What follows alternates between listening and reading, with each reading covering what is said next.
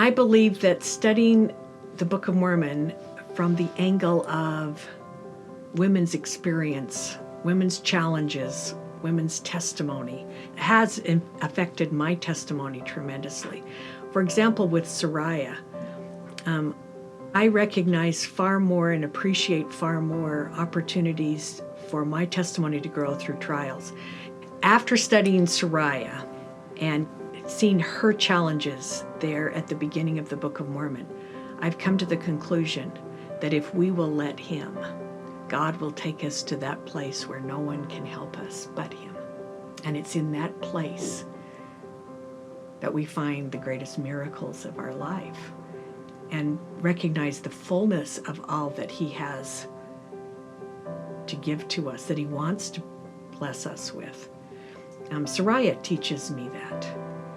When I think of Abish as a desirous to be a good missionary, but not knowing how to do it, she gives me great confidence to just step out and not try to get everything right the first time, to open my mouth, to bear witness, to do something that I believe is what God wants me to do. And it may not be always understood or recognized and appreciated. But she tells me, don't wait for that, just do it. And God knows how to give compensatory blessings and bring about miracles out of our feeble best efforts. I think of the mothers of the stripling warriors who may have had some difficulties as they raised children as single mothers. At least in many of the cases that would have been true. And how often they would have gone to sleep at night and wondered, am I doing enough? Have I done what God wants me to do? How can I do this without a father figure in the home?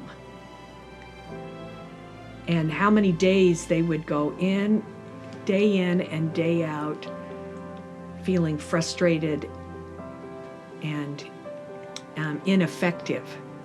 But years down the road, I think of how they would have felt as they received those reports back from the front lines of the war.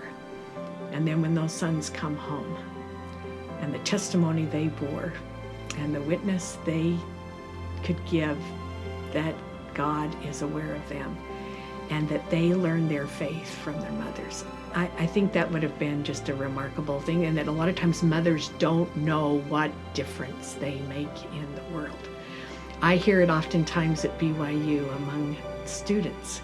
I remember teaching about those chapters about the stripling warriors, and afterwards I guess it was the end of the semester, asking students to do an application paper on something that they applied. And I'll never forget, one of the young men in the class said, after studying the mothers of the stripling warriors, I called my mother and told her that I've now recognized that my faith here away from home and at school for the first time has come because of the example that she has set and the fact that she's always been there for me. I think that was a remarkable experience for the mother to receive that, but I saw what a joy it brought to the son to be able to come to that conclusion.